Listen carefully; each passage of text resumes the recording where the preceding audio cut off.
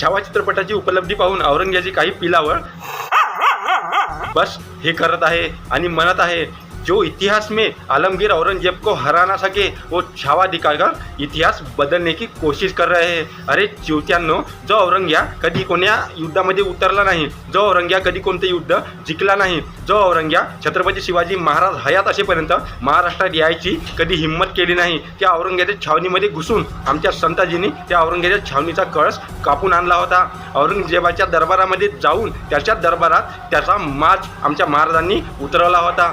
जो औरंग्या अफजलखानाच्या भीतीने स्वतःचा जीव वाचून पळून गेला होता, त्या अफजलखानाला आमच्या महाराजांनी अवघ्या 2 मिनिटात ठोकला होता।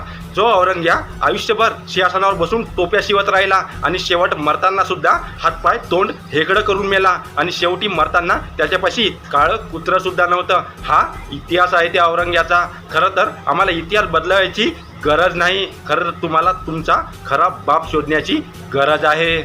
जय शिवराय, सीताराम।